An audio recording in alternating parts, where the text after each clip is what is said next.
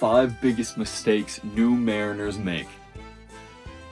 And if you want help on your journey as a new merchant mariner and you want to meet mariners from around the world, join my community, Sailors Connect, link in description. As a new mariner, you will often forget that there is a chain of command and that you must stand on and by that chain of command.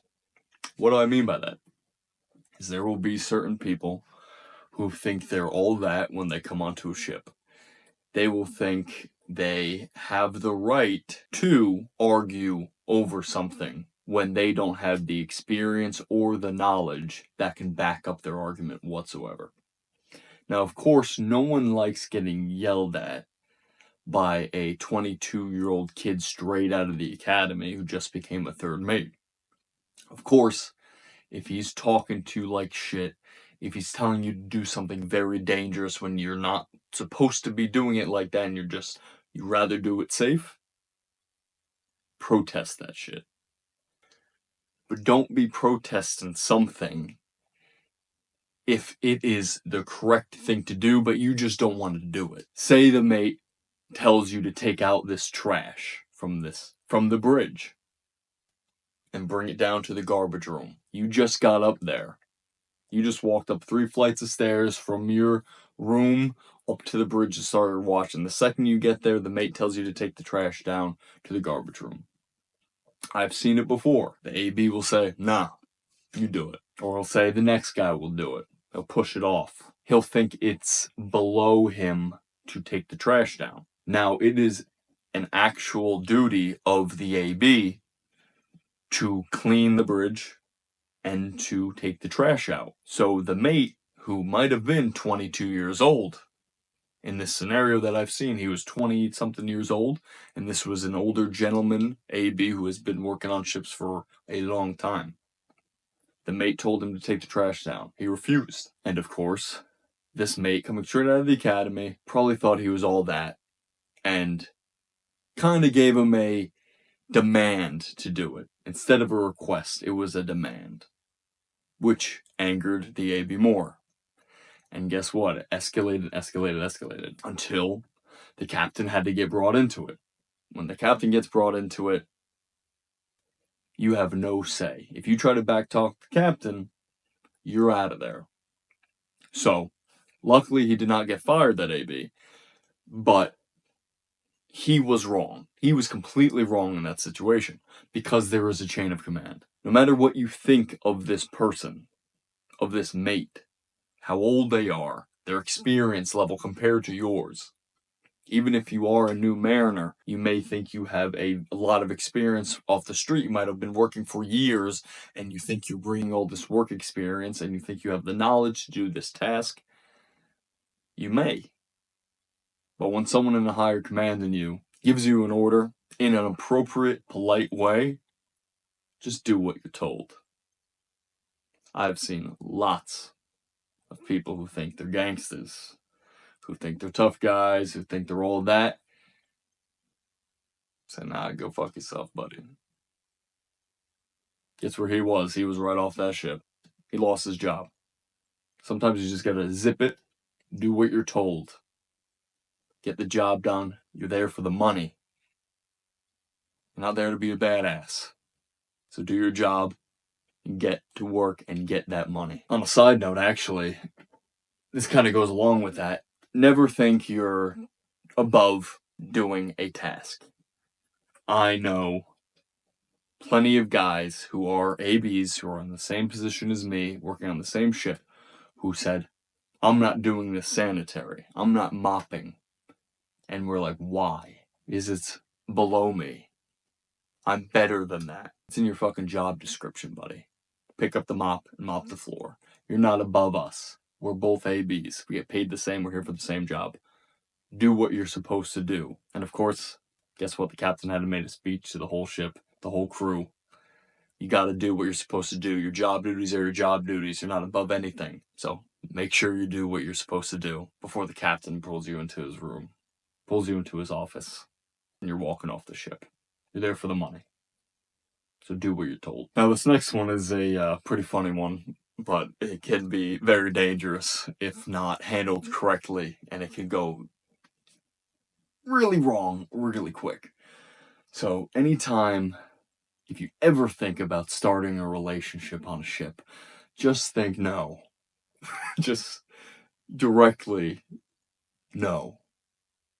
I mean, if you want to do something, go and do something. I'm not going to stop you. I'm not a pope or anything. I'm not going to tell you to shame on you for doing whatever you want to do behind closed doors.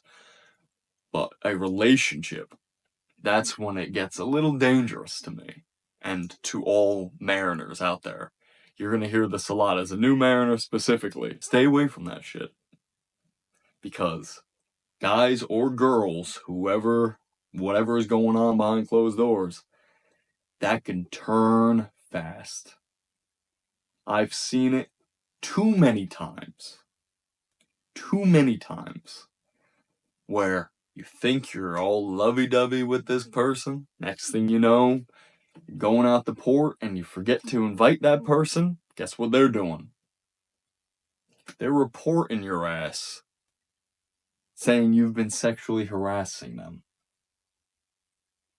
And then guess what happens to you? You lose your job. Don't even start the relationship.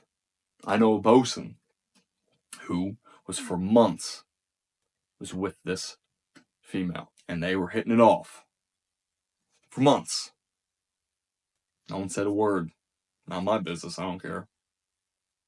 He was the one who made the wrong choice here. She, later on, they must have gotten into an argument about something during the work hours. He took that argument from the work hours and took all that emotion that they built together behind closed doors and whatever relationship they had. She turned it against him, reported him. And that was the end of him. That was the end of that. He was sent packing. So I cannot tell you enough. Just don't even do it. Don't do the relationship thing. Stay away from that. Be friends with people. Do whatever you want to do. But don't do the relationship. It's not going to end well. Now for this next one, for all you new mariners out there, you guys and myself at the beginning tend to underestimate the physical and mental demands that some ships will have on you. Not all ships, some ships. So for my first ever ship, I was put on a cable ship, and that ship is physically demanding. I had a great time on the ship. I loved it. But it is more physically demanding than I thought it was going to be. I was often soaked in sweat, soaked in mud. My knee turned into a baseball just from overexertion. I always had a smile on my face. This is not me complaining. I'm just trying to mentally prepare you. There are moments in this industry that are very physically draining. Hard-ass work. And there are moments that can be very mentally draining. Trying to figure out a situation with a line that's been buried, or a tug that just won't cooperate, or the longshoreman that won't cooperate, or any type of situation on the bridge or the engine room, or in the steward's apartment when you burnt all the fucking food and you got people walking in a half an hour. That can all be very mentally draining, straining, whatever the fucking word is. But I'm just trying to help you out. The physical aspect of this job is overlooked quite often. And the mental aspect of this job is overlooked quite often as well. You can see in the training, it's getting you ready for some physical tasks that you will have to do, firefighting, lifeboat. Those are for emergency situations. But on some ships, the day-to-day working life can be hard. Simple as that. Respooling a mooring line can take a long time. It can be a lot of physical work. You can be soaked in sweat. Your back could be in pain. You know, you might pull muscles. You might hurt yourself. Just the physical dangers of the job as well can get you physically harmed. So don't forget that when you're going into this industry. There are physical and mental aspects of this job that people forget about that can be harmful. and dangerous towards you. So keep that in mind. Now, this next one is something I did personally on my first ship. Do not come underprepared on a ship. I brought probably about 3 sticks of deodorant on my first ship, I believe. Without me knowing, of course, it was my first ship. Like I said before, a cable ship. On a cable ship, you go out to sea for weeks at a time, and you don't come back because you're just out at sea laying cable. So my second or third time going out to sea, guess what happened? I ran out of deodorant. Now, it's not the craziest thing in the world to run out of deodorant, but I fucking stink. I'm sweating, I'm soaked in sweat, I smell like shit. Now, that's on me. When I'm sitting in the mess hall and everyone's like, damn, you smell like literal shit, buddy. Hey, I forgot my Fiji Old Spice, man. I ran out. I don't know what to tell you. You got any? Hand it over.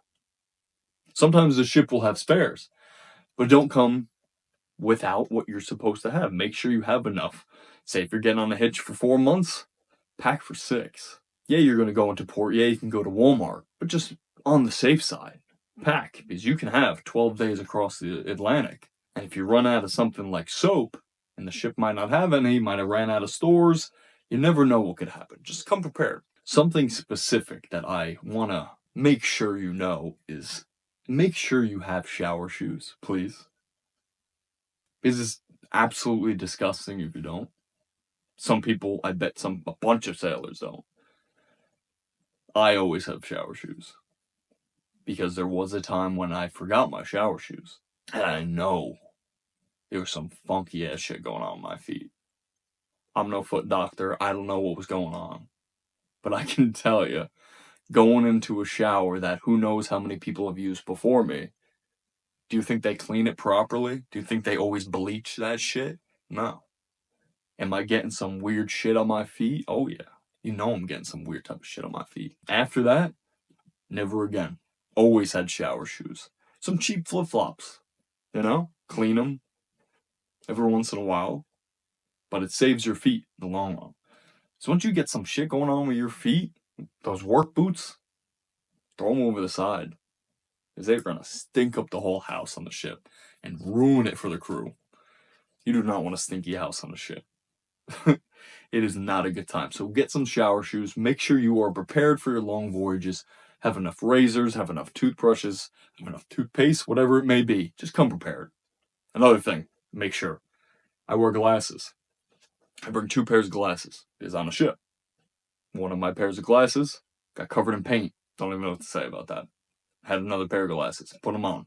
Luckily made it. So I always have 2 pairs of glasses. And if you like sunglasses, bring 2 pairs of sunglasses. Who knows, they can get blown off and go in the ocean. You don't want that shit. So come prepared. And if you're someone who wants to start a journey as a new mariner and want to work with me directly, join my community, Sailors Connect, link in description. Now for this next one, very simple to understand. Just really, really dial in on it. Keep track of your paperwork.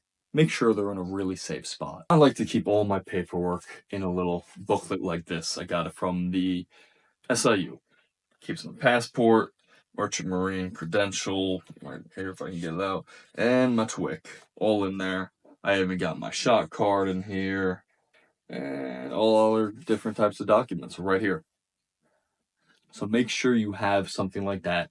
Keep it in a really good place, because those documents are everything when it comes to the shipping industry. MMC, passport, TWIC, you can't lose that stuff. I know a guy that lost his shit. He lost his MMC. He lost his passport. He lost his TWIC in a foreign country. Now, I'll be honest with you. I have no idea what happened to him. He could still be living there. I have no clue. But he lost his shit, and that was a major issue for him. He couldn't get off the ship when he was supposed to. Because he couldn't enter back in the States without proof. So he had to stay on the ship to get his other credentials in, and then he was able to get off. Now, I'll be honest, I don't know exactly everything that happened. But it's a shitty situation to be in no matter what. And keeping track of your discharge sheets. When you get off the ship, you get a certification of discharge from the captain to prove that you were on that ship. It proves all your sea days, all the work you did. That's the only proof that you were ever on the ship. You have to keep that in a safe spot. all your pay slips. You want to keep your pay slips if you want a vacation check. So make sure you keep those pay slips in a very safe spot, along with your documents. These are all things you need to keep at all times. Even after that ship, you want to keep these things together. Because if you want to advance in this career, you need your discharges to prove that you're on that ship at all. So that's a lot of important paperwork you will accumulate over the years as a new merchant mariner. Make sure you have a good, safe spot for all this stuff. And you will do a lot of traveling. So make sure you have something that can hold your documents as you travel and have easy access to them when you're going through the airports or when you're going through the ships. Because there's lots of throwing shit around, important paperwork, so you don't want to lose any of it. As a merchant mariner, your paperwork is so important. Make sure you have it all organized and in a good spot. And when you start your journey as a new merchant mariner, hope to see you out there. Sail on.